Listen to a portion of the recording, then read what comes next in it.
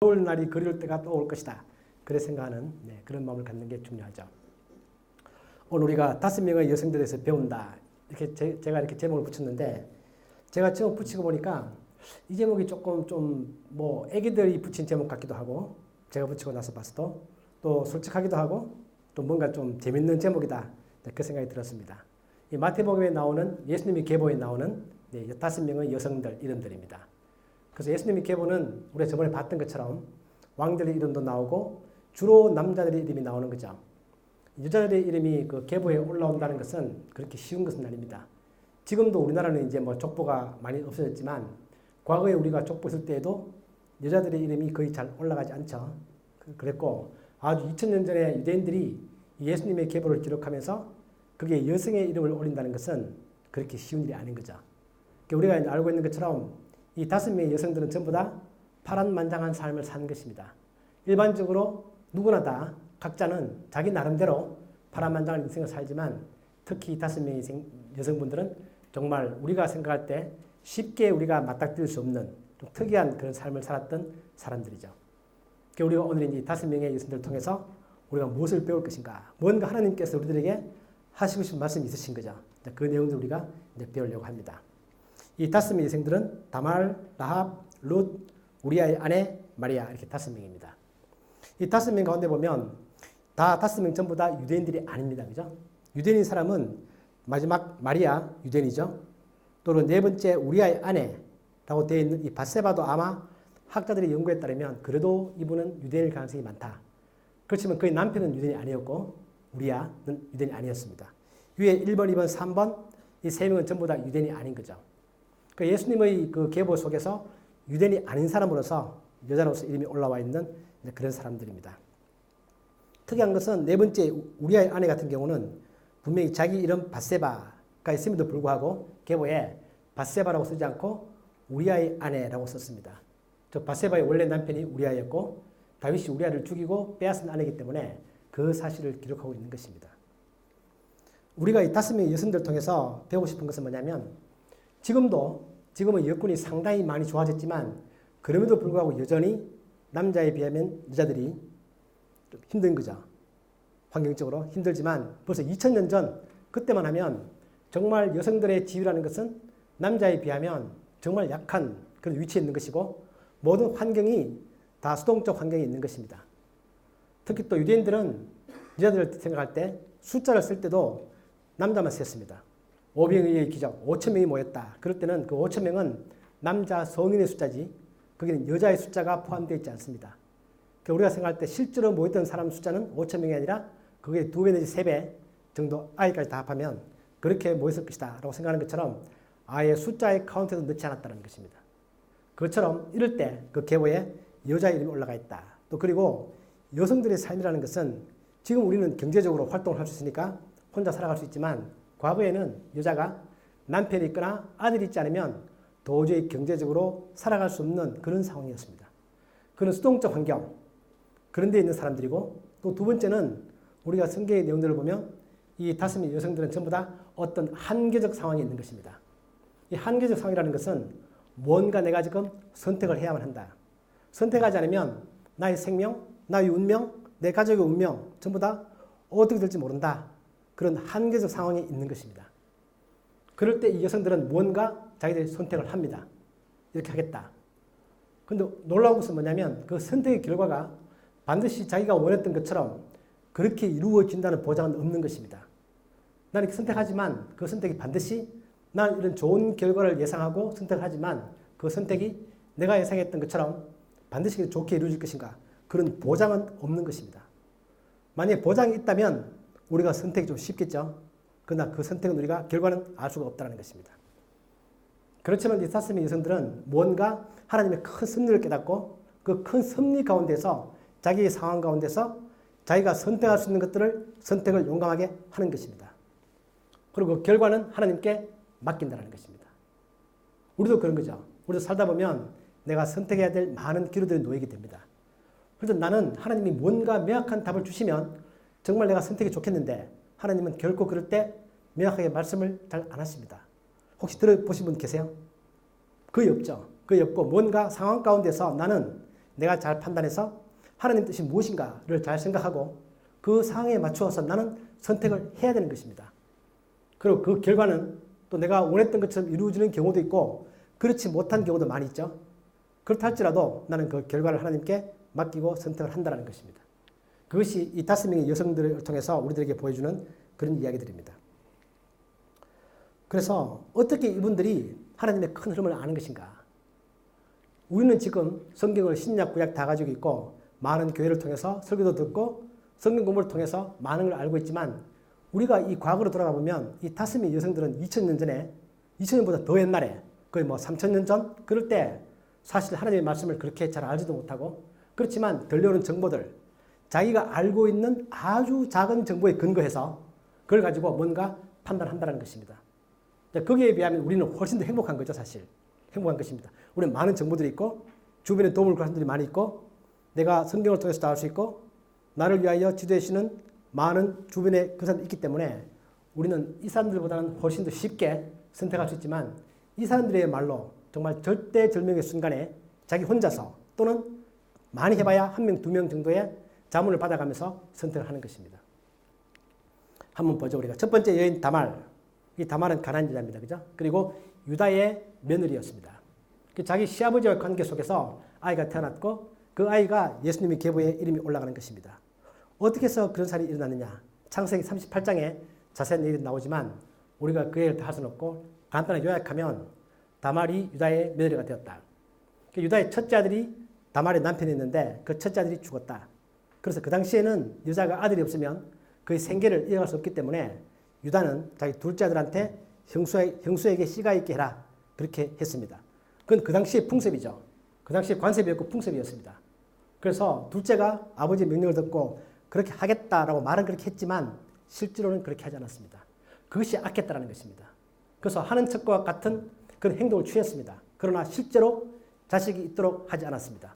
그것 한 번이 아니라 여러 번 그렇게 반복했습니다. 생각해 보면 언제나 그렇게 할 때마다 그는 그렇게 했다라고 말하고 있습니다. 하나님께서 그 행동이 악하다라고 해서 둘째를 죽였습니다. 유다가 이제 겁이 나는 거죠. 근데 셋째한테 그 얘기를 해야 되는데 셋째도 죽으면 어떡하나. 유다가 겁이 난 것입니다. 그래서 셋째한테는 그 말 하지 않고 아직 어리다라는 핑계를 대고 다말에게 친정에 돌아가 있어라. 그렇게 말합니다. 그리고 때를 기다려라. 다말은 그 말을 믿고 돌아갔죠. 그러나 아무리 세월이 지나도 그 일이 이루어지지 않습니다. 즉 유다는 마음이 없는 것입니다. 그 다말이 그걸 깨닫고 있다가 어느 날 유다가 자기 마을에 오는 것을 보고 그럴 때 다말이 과감한 행동을 취합니다. 분장을 하고 자기 시아버지가 자기를 알아보지 못하도록 해서 분장을 하고 창녀처럼 해서 시아버지에게 접근합니다. 시아버지를 몰랐죠. 그렇게 해서 애기가 생겼는데 그때 다말이 담보물을 잡았습니다. 아니 다말은 처음부터 계획적으로 그렇게 한 것이기 때문에 그렇게 했습니다. 그 뒤에 자기 며느리 다말이 아기를 가졌다라는 말 듣고 유다가 화가 나서 그 며느리를 불러내서 불에 태워 죽여라 그렇게 말합니다. 그래서 다말이 아기 아버지에게 내가 할 말이 있다. 누군데? 이 담보물을 보십시오. 유다가 그 말을 보고 난 다음에 유다가 이렇게 인정합니다. 유다가 그 담보물들을 알아보고 이르되 그는 다말은 나보다 옳다. 내가 잘못한 것이다. 그렇게 자기 잘못을 인정합니다. 우리가 다말의 행동이 결코 도덕적이거나 훌륭한 행동이다. 그렇게 말하고 있는 게 아닙니다. 지금 성경은. 그렇게 말하고 있는 게 아니라 다말 입장에서는 그때 그 수밖에 없었던 그런 절대절명의 순간이 있었다는 것이고 다말은 그런 과감한 행동을 취했다는 것이 중요한 것이지 지금 우리가 다말처럼 그렇게 행동할 수 없는 것이고 또 그런 것이 윤리적으로 옳다. 그렇게 말하고 있는 게 절대 아닙니다. 하나님의 섭리는 이렇게 해서 유다와 다말 사이에 태어난 아이들을 통해서 예수님의 계보가 이어지는 것입니다. 놀라운 거죠. 우리 인간들은 약해도 인간은 실패를 해도 하나님의 섭리는 메시아를 보내는 하나님의 섭리는 어떻게든 그것이 이루어진다는 것입니다. 그것이 성경이 우리들에게 하고 있는 이야기입니다. 두 번째 여인 라합, 여리고에 살고 있었죠. 라합의 직업은 기생이었습니다. 성경은 기생을 결코 좋게 말하지 않습니다. 기생이 번 돈은 하나님께 헌물로 드리지도 못합니다. 그렇게 구약은 막고 있는 거죠. 그만큼 그 직업 그 자체에 대해서는 성경은 옳지 않다라고 말합니다. 그러나 이 라합은 그 여리고성이 이스라엘 군대가 쳐들어가서 하나님의 심판으로서 그 여리고성을 무너뜨리려고 할 때에 라합은 그 사실을 알았습니다. 그리고 비록 자기 조국이지만 하나님의 심판 아래 있다. 하나님이 정말 진정한 온 우주의 하나님이시다라는 사실을 라합이 받아들이는 것입니다. 이것이 중요한 것입니다. 저는 어릴 때 라합이 아만 그래도 그렇지 나 같으면 우리 조국이 죽을 경우에 나도 같이 죽지. 어떻게 내가 적국의 스파를 숨기고 적국의 스파를 내가 도와줄 수 있겠느냐. 또 그런 생각했죠. 그래서 여기서 말하고 있는 것은 라합의 그런 애국심을 말하고 있는 게 아니라 라합은 정말 진리가 무엇인가, 참 하나님이 누구신가 라는 사실을 라합은 인정했다는 것입니다. 그러니까 우리 조국은, 우리의 성은 하나님의 심판 아래에서 심판받을 수밖에 없다. 나는 하나님께서 심판 주이심을 인정한다. 그렇게 말합니다. 그렇게 말하고 스파이들에게 그렇게 말하죠. 자기는 그렇게 인정한다. 그 신앙 고백을 하고 나중에 나만 살리는 게 아니라 나의 부모와 형제와 그들에게 속한 모든 친족들을 다 살려달라. 이렇게 말합니다. 즉 구원에 관한, 자기 가족들의 구원에 관하여 그는 하나님께 하소연하는 것입니다. 이게 바로 라합의 신앙인 거죠. 라합의 위대한 점들입니다. 라합이 이렇게 했다고 해서 반드시 자기의 작전이 성공할 거라고 라합은 보장하지 못하는 것입니다. 자기가 스파를 숨겨 주었지만 들켜서 자기 죽을 수도 있는 것이고 그런 순간에도 라합은 선택을 그렇게 하는 것입니다.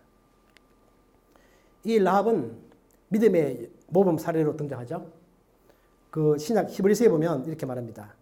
믿음은 바라는 것들의 실상이요. 이렇게 말하면서 믿음으로 기생 라합은 정탐꾼을 평안히 영접하였으므로 순종하지 아니한 자와 함께 멸망하지 않았다. 그렇게 말하는 거죠. 그처럼 라합의 믿음을 성경은 인정하고 있는 것이고 야고보서에 보면 야고보서가 이렇게 말하죠. 우리의 믿음이라는 것은 반드시 우리 행함이 있어야 우리의 믿음이 참된 믿음이다. 그런 이야기를 하면서 두 사람을 샘플로 듭니다. 첫 번째 사람은 아브라함, 두 번째는 라합입니다. 구약의 그 많은 사람들 가운데서 야고보서는 믿음의 사람, 자기의 믿음을 행동으로 보여준 사람, 예를 딱 두 사람 들면서 한 사람은 아브라함, 한 사람은 라합의 예를 듭니다. 그만큼 라합의 믿음은 아브라함과 같은 반열에서, 같은 수준에서 성경의 인정을 받고 있는 것입니다. 놀라운 거죠. 세 번째 여인 룻, 우리가 알고 있는 것처럼 모압 여인입니다. 자기 어머니가 자기 나라에 와서 자기 돌아갈 때 자기는 자기 어머니의 하나님을 나의 하나님으로 받아들이겠다라고 말하고 따라가는 거죠. 그래서 룻의 신앙 고백이 이루어졌습니다. 어머니의 하나님이 나의 하나님이 될 것입니다. 이렇게 하고 자기 쪽으로 돌아왔죠. 돌아와서 보아스를 만나게 됩니다. 보아스가 처음에 룻의 얘기를 다 듣고 난 다음에 보아스를 만났을 때 어떻게 축복하는 거냐면 이스라엘의 하나님 여호와께서 그의 날개 아래 보호를 받으러 온 노에게 온전한 상 주시기를 원한다. 보아스가 볼 때는 룻은 자기 어머니의 하나님을 받아들이고 이 땅에 왔는데 그것은 바로 만군의 여호와 하나님의 보호를 받으러 온 것이다 라고 생각하는 것입니다. 그게 룻의 신앙인 거죠. 그렇게 해서 여기서 보면 재밌는 단어, 히브리 단어지만 크나프라는 단어가 있습니다. 제가 가끔 히브리 좀 보여줄 건데요. 잘 이해하기 힘드시겠지만 자꾸 보다 보면 언젠가 읽게 됩니다. 히브리어는 오른쪽에서 왼쪽으로 읽는다. 그래서 우리 옛날에 우리 한글도 그랬죠. 그것처럼 오른쪽에서 왼쪽 이렇게 있습니다. 크나프라는 단어인데 저 단어는 뜻이 두 가지 의미를 가지고 있습니다. 하나는 날개, 새의 날개. 또 하나는 우리의 옷자락. 이런 의미 다 같이 가지고 있습니다. 그래서 이 보아스가 룻한테 여호와의 날개 아래 보호를 받으러 온 너에게 하나님께서 그런 보호를 상을 주시길 원한다. 이렇게 말했고 나중에 룻이 나중에 어떤 시간이 지나고 난 다음에 보아스에게 자기의 가문을 다시 살려달라. 이렇게 청원을 할 때 똑같이 룻이 이 단어를 받아서 그렇게 말합니다. 보아스가 누워있을 때 룻이 과감하게 접근하는 거죠. 그리고 발치에 누워있다가 보아스가 놀라서 깼을 때 룻이 그렇게 말합니다. 당신의 옷자락을 펴서 나를 덮어달라. 이렇게 말합니다. 이 옷자락은 바로 앞에서 봤던 그 크나프와 같은 단어입니다. 전에 당신이 말하기를 여호와께서 자기 날개 아래 보호를 받으러 너에게 온전한 상 주시길 원한다. 말씀하셨던 것처럼 이제 여호와의 보호가 당신을 통하여 나에게 이루어지기를 원한다는 것입니다. 하나님의 도움은 하늘에서 갑자기 오는 게 아닙니다. 하나님의 도움은 우리의 주변 사람들을 통하여 우리에게 오는 것입니다. 룻은 그것을 이해했습니다. 우리가 하나님께 도움을 구했다.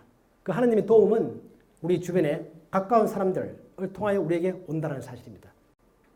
이런 룻의 청원이 보아스에 의해서 받아들여질지 아닐지는 아무도 모르는 것입니다.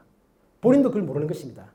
그런데 자기는 이 상황 속에서는 이렇게 청원하는 것이 맞다고 생각하고 그런 행동을 취하는 것입니다. 보아스는 그 청원을 받아들입니다. 하나님 섭리죠. 하나님 섭리 가운데서 그렇게 마음들이 이루어지고 그렇게 아름다운 결혼이 이루어지는 것입니다. 그러나 그런 아름다운 결혼이 하나님이 무조건 맺어줘서 나는 어쩔 수 없이 맺어져 간다. 그런 게 아니라 룻은 자기 상황 가운데서 자기가 취할 수 있는 그 당시로 보면 상당히 과감한 그런 행동을 취하는 것입니다. 그렇게 해서 보아스한테 자기 의견을 표출시킨다. 그게 보아스가 그것을 받아들이는 것입니다. 또 그리고 루스는 여기서 보면 아주 중요한 단어를 말하죠. 당신의 여종을 덮어서서 이는 당신이 우리의 기업을 물을 자가 되기 때문입니다. 기업을 물려준다는 얘기는 이 루스의 시어머니 나오미가 저기 이스라엘 떠나서 모압 땅으로 갈 때 자기 모든 재산을 다 팔아버렸죠. 팔고 갔습니다. 다시 돌아와서 자기의 모든 재산을 다시 되살 수 있는 사람, 자기 친족 가운데 그런 권리를 가진 사람이 누구냐면 바로 보아스인 거죠. 물론 보아스만 있었던 것은 아닙니다. 보아스보다도 더 선순위, 우리 단법으로 치면 선순위 있는 것처럼 선순위가 있었지만 보아스는 2순위였습니다. 그렇지만 이 보아스는 그런 자격을 가지고 있었다. 자기의 팔아버렸던 모든 재산을 되살 수 있는 그런 자격을 가지고 있는 사람. 그것이 바로 자기 기업을 물은다. 리디머 이렇게 부르는 거죠. 리딤한다. 그러니까 이 단어는 우리가 알고 있는 굉장히 중요한 단어입니다. 기업을 물은다. 구속자, 우리의 구원자 그 단어가 바로 이 단어죠. 시편에 보면 다윗이 말하기를 나의 반석이시오 나의 구속자이신 여호와 리디머입니다. 그죠? 또 우리가 누가복음에 보면 예수님께서 우리의 이 사람이 이스라엘을 속량할 자다. 리딤입니다. 또 갈라디아서에 보면 그리스도께서 우리를 위하여 저주를 받은 바 되사 율법의 저주에서 우리를 속량하셨다. 그러니까 우리가 구원받았다. 우리가 구속받았다. 그 단어가 바로 이 단어인 거죠. 즉 하나님은 우리가 죄 때문에 팔려갔는데 다시 한번 예수 그리스도 십자가의 피로 우리를 다시 되사시는 거죠. 팔아버린 것을 다시 사는 것입니다. 그게 바로 리딤한다 그런 뜻이죠. 그것처럼 이때 루시 이미 보아스에게 이 말을 할 때 당신은 우리의 모든 가문을 다시 살릴 수 있는 되살릴 수 있는 그런 사람입니다. 그런 당신의 위치에서 당신이 우리에게 베풀 수 있는 은혜를 베풀어 달라고 그렇게 말하는 것입니다. 그러니까 실제로 보아스는 그런 의미에서 예수 그리스도의 상징이 되는 것입니다. 룻과 나오미의 가문을 다시 되산 그런 사람으로서 자기의 모든 재산을 들어서 그런 사람으로서 나타나는 것입니다. 우리 네 번째 알고 있는 밧세바, 우리의 아내죠. 사실 제가 읽으면서 밧세바가 자기 이름이 밧세바가 아니라 우리의 아내로 올라갔다는 얘기는 아마도 그 당시에도 이 밧세바가 자기의 그런 과거들 때문에 얼마나 비록 다윗 왕과 결혼했지만 제가 이제 그 입장이 돼보면 전 남자이지만 제 딸이 뭐 그랬다라든지 또는 제가 여자라서 그런 상황이 돼보면 그 상당한 부담을 가지고 평생을 살았을 것이다. 그 생각이 듭니다. 그래서 자기 이름 대신에 그렇게 불린다. 그리고 다윗과 밧세바 사이에 아이들이 4명이 태어났죠. 시므아, 소밥, 나단, 솔로몬. 이 사람이 태어났다는 것입니다. 그런데 우리의 아내 밧세바의 훌륭한 점은 뭐냐면 다윗이 나이가 늙어서 이제 죽게 되었습니다. 그 왕위를 솔로몬에게 물려줘야 되는데 그때 이제 다른 왕 다른 아들 아도니아가 자기 정통성을 주장하면서 자기가 왕이 되어야 되겠다라고 그렇게 모략을 꾸미고 있는 거죠. 근데 이 다윗이 나이 늙어서 아무것도 모르고 있는 상태입니다. 바깥에 어떤 일이 벌어지고 있는지. 그럴 때 밧세바는 다윗에게 갑니다. 가서 옛날에 다윗이 했던 그 약속을 다시 상기시키는 것입니다. 옛날 하나님께서 다윗에게 너희 후손은 솔로몬이다. 너희 다음 왕위는 솔로몬이다. 그렇게 말씀하셨고 그 다윗 왕이 그 이야기를 밧세바에게 했기 때문에 밧세바는 그 내용을 기억하는 것입니다. 자, 하나님은 그렇게 말씀하셨다. 그 현재의 상황은 그게 아니라 아도니아가 이대로 가면 아도니아가 왕이 될 수밖에 없는 그런 상황들이다. 그러니 다윗 왕이여 일어나셔서 하나님이 말씀하신 그 약속을 이루는 일에 다윗이 힘을 써야 한다. 그렇게 말하는 것입니다. 그것을 주장했습니다.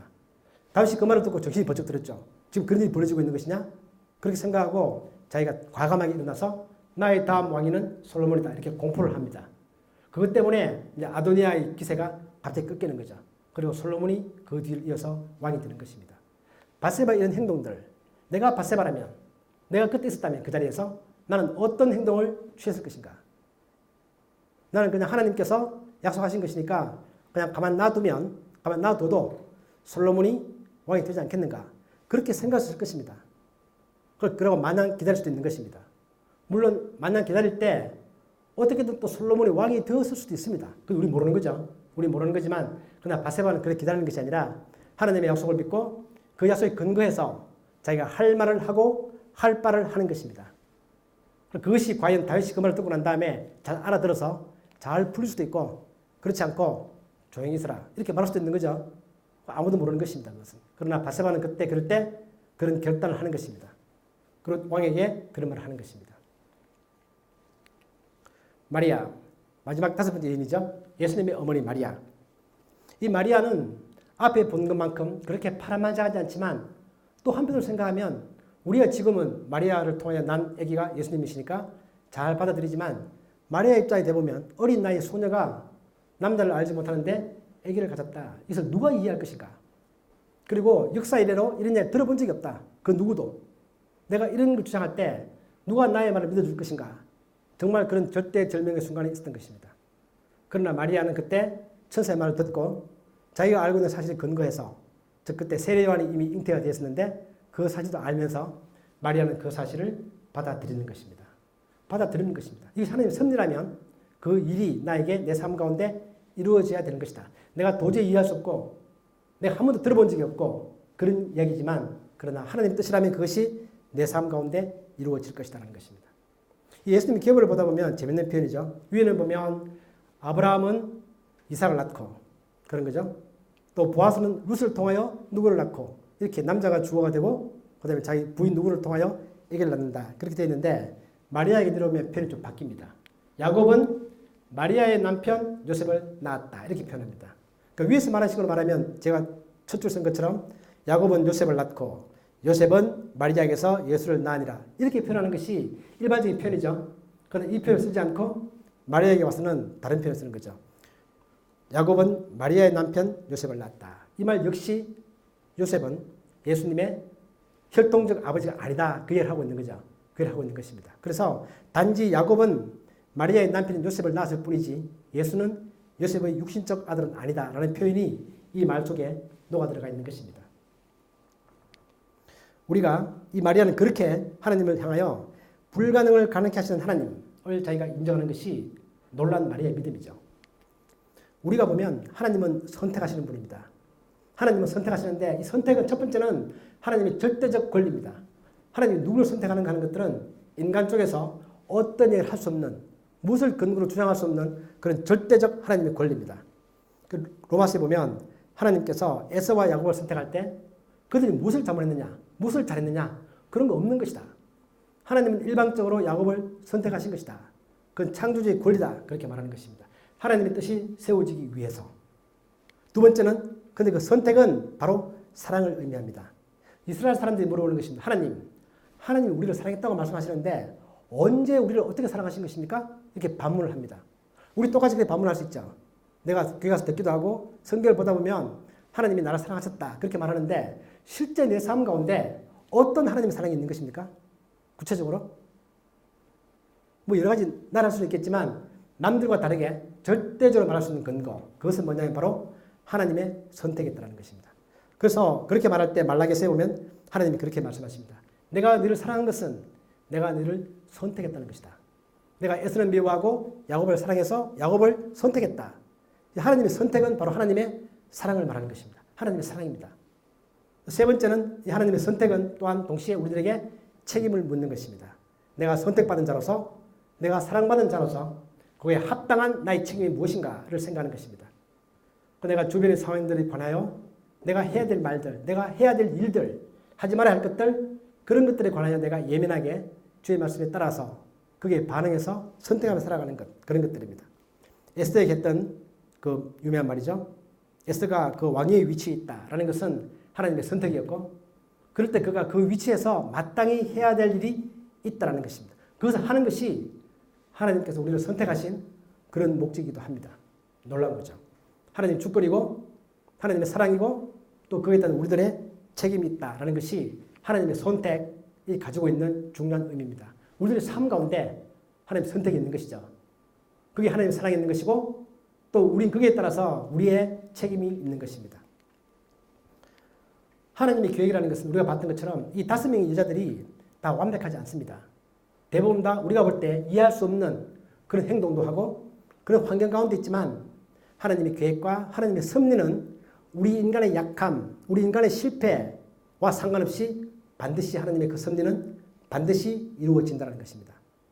내가 아무리 하나님을 말씀을 따라 산다고 하면서도 가끔 벗어난다 할지라도 우리의 삶은 하나님 내 삶 가운데 주신 그 목적, 그 의미, 마지막 종착역은 반드시 하나님께서 우리를 그쪽으로 이끌고 가신다는 것입니다. 이 성경이 우리에게 보여주고 있는 중요한 주제죠. 중요한 원리입니다. 인간의 나약함에도 불구하고 하나님은 반드시 그 뜻을 이루어 가신다. 믿음이라는 것은 하나님이 그런 큰 섭리 가운데서 내가 거기에 반응하는 것입니다. 내가 거기에 동참하는 것입니다. 내가 그 계획을 바꾸는 게 아니라 나의 목적에 따라 맞게끔 계획을 바꾸는 게 아니라 나는 하나님의 그런 큰 계획을 이해하고 그 계획에 내 삶을 맞추는 것입니다. 그게 내가 동행하는 것입니다. 동참하는 것입니다. 그게 바로 우리의 믿음이다라는 것입니다. 그래서 나는 나의 상황 가운데서 여러분 상황이 다 다르죠. 다 다르고 다 똑같지 않지만 내가 직장에서 교회에서 나의 가족 관계 가운데서 내가 처한 상황은 독특한 거죠. 그래서 내가 언젠가 크든 작든 간에 나는 항상 뭔가 선택을 해야 된다. 선택할 때마다 하나님의 뜻이 무엇인가, 하나님의 큰 역사의 흐름이 무엇인가를 생각하고 거기에 맞추어서 현재는 내가 완벽하지 않다 할지라도 내 마음 가운데 내 머리 가운데 그것이 명확하지 않다 할지라도 나는 거기에 따라서 나는 선택을 하는 것입니다. 그래서 그 결과가 잘 이루어지면 정말 좋은 것이고 가끔은 내가 원했던 것과 다른 결과들이 나오기도 합니다. 나는 한 번 더 돌아서 가는 것입니다. 우리가 마치 차를 운전할 때 내비게이션 목표지 세팅을 딱 하죠. 갑니다. 가다가 잘 따라갈 수도 있지만 가끔 내가 실수해서 놓치기도 하고 다른 길로 가기도 합니다. 근데 내비게이션은 결코 다른 방향을 보여주는 게 아니라 항상 그 위치에서 내가 실수한 과거를 말하는 게 아니라 당신이 어쨌든 간에 여기 와 있으니 현재 이 위치에서 목표를 향하여 갈 수 있는 길은 이 길이다. 그렇게 보여주는 거죠. 바로 그것이 우리 인생이라는 것입니다. 우리 회개는 우리가 그 목표지를 바꾸지 않는 것입니다. 나는 처음에 설정한 나의 인생의 목표, 그걸 절대 바꾸지 않는 것입니다. 그 설정을 하고 난 항상 글로 가는 것입니다. 조금씩 가끔 벗어난다 할지라도 다시 또 글로 가는 것입니다. 그것처럼 나는 현재 이 상황 속에서 내가 어떤 선택을 하느냐, 작은 선택을 할지라도 그런 선택을 따라서 살아가는 것, 그것이 바로 우리의 인생이고 우리의 믿음이고 하나님께서 이 본문을 통해서 우리에게 말씀하고 싶어 하시는 중요한 원리다라는 것입니다. 우리가 이러한 이 5명의 여성들, 그런 정말 참 우리가 생각하면 상상이 힘든 그런 상황을 살았던 이 여성들로부터 우리도 교훈을 받고 나도 그러한 삶을 살기로 결단하는 그런 여러분들 되시기를 축복합니다. 아멘. 기도하겠습니다.